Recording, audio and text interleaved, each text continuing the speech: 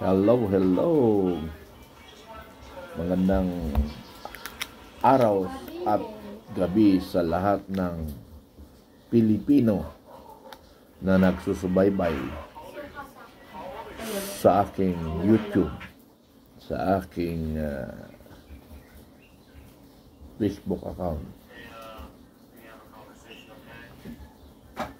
Maraming salamat sa inyong pagsusubaybay. Ang pag-usapan natin ngayon ay patungkol sa impeachment. Walang katigil-tigil sa impeachment. Nakikita nila ang butas ng karayom, ngunit ang butas ng palakul ay hindi nila nakikita. Yung intelligence fund ni Inday Sara is only 125 million. Now, the Speaker of the House is 1-point-something billion. Kay Pangulong Marcos, 4-point-something billion. So, 4 billion ang pinag-uusapan. So,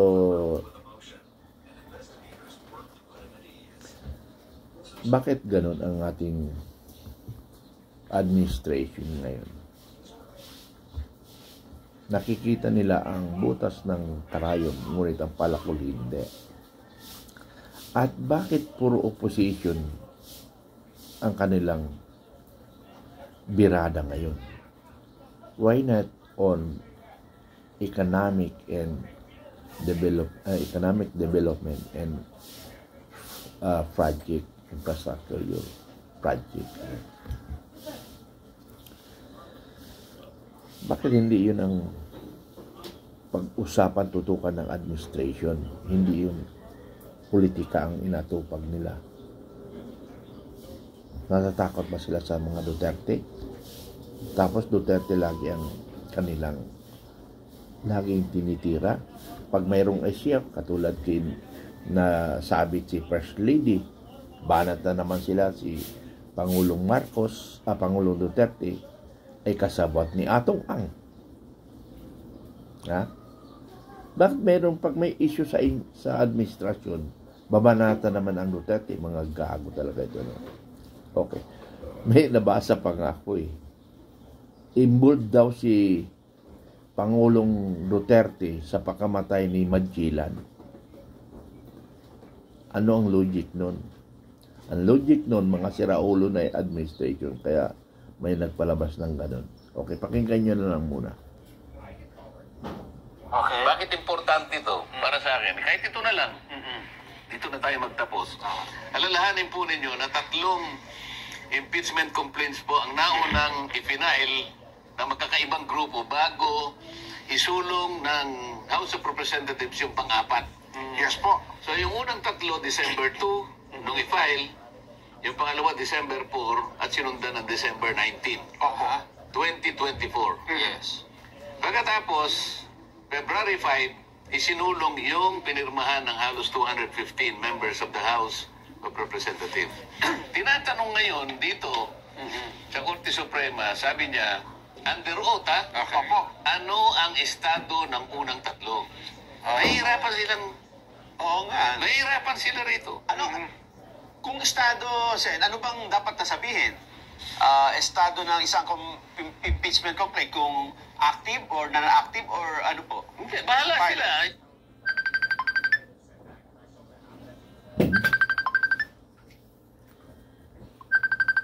Hello, nagbablog ako. Mamaya ka na tumawag. Nagbablog ako. Thank you, thank you.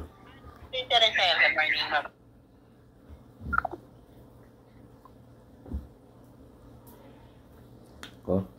Wala tuloy. Okay. Ang estado ang pinag-uusapan, kasi kailangan sumagot sila under oath. Ayun nga, parang hirap na akong sabihin. Sapagkat tinulugan nila ito Hindi naman pwede sabihin, under oath. Maaring dumating ang stroke anumang oras kung nakararanas ka ng pamamanhid sa mga kamay.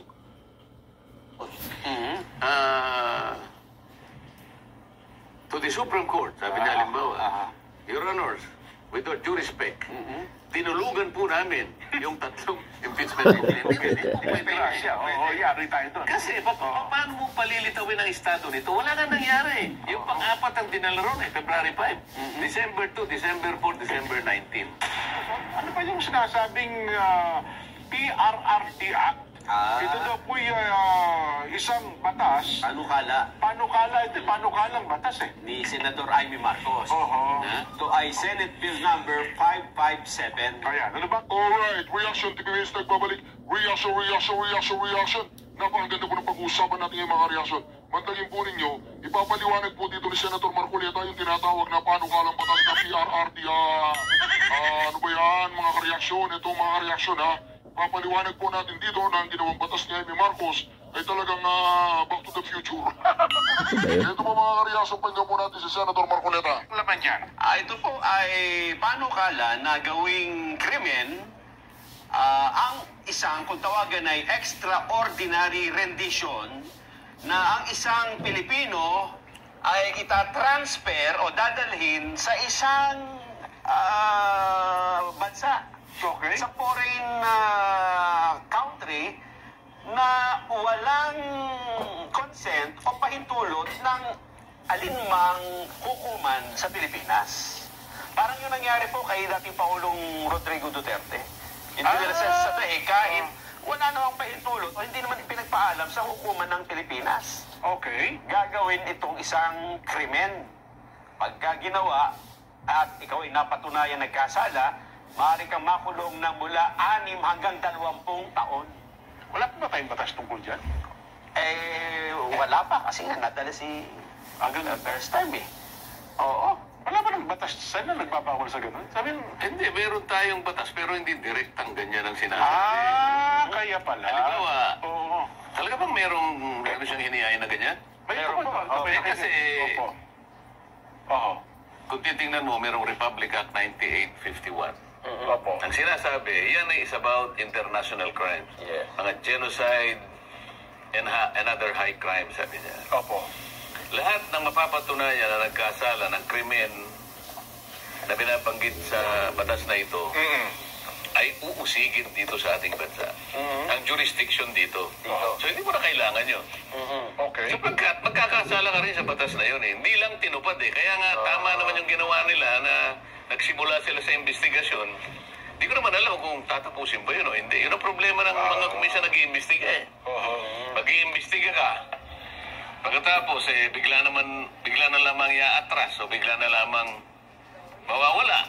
Hindi mo papaliwanag kung ano nangyari. Ayun na nga. Kaya masama ganun din.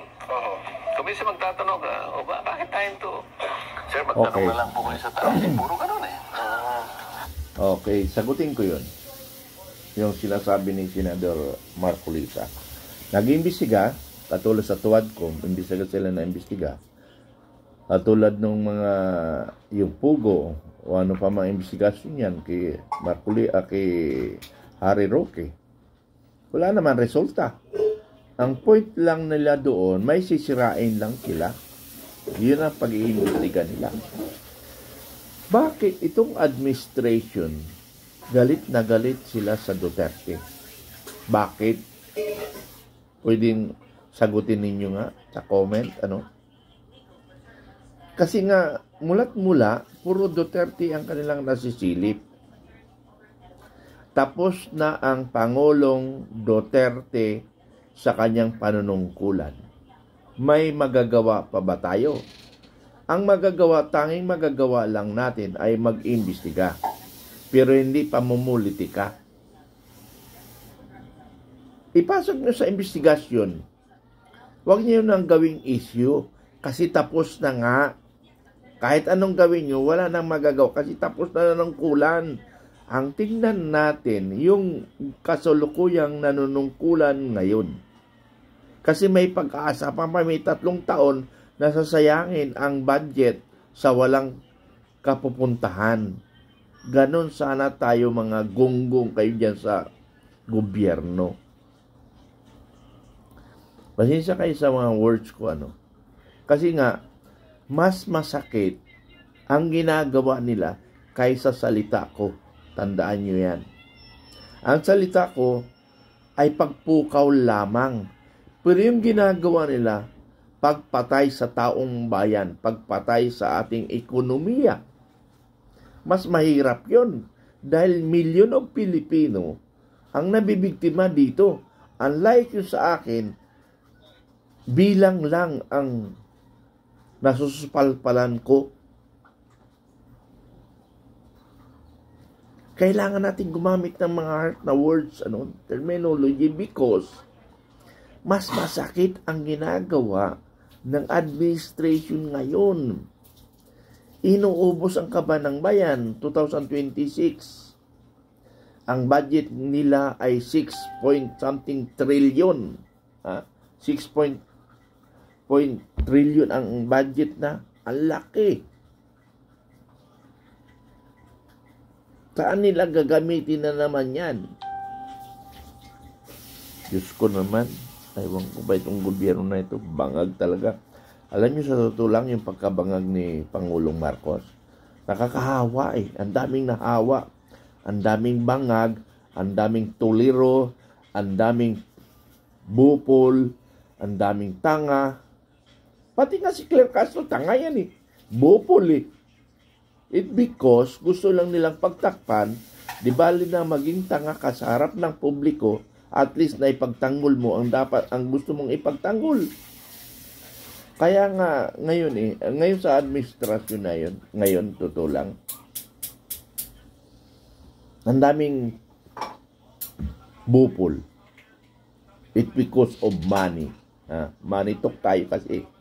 Okay, salamat mga kaibigan, mga panyero, mga katropa. Salamat.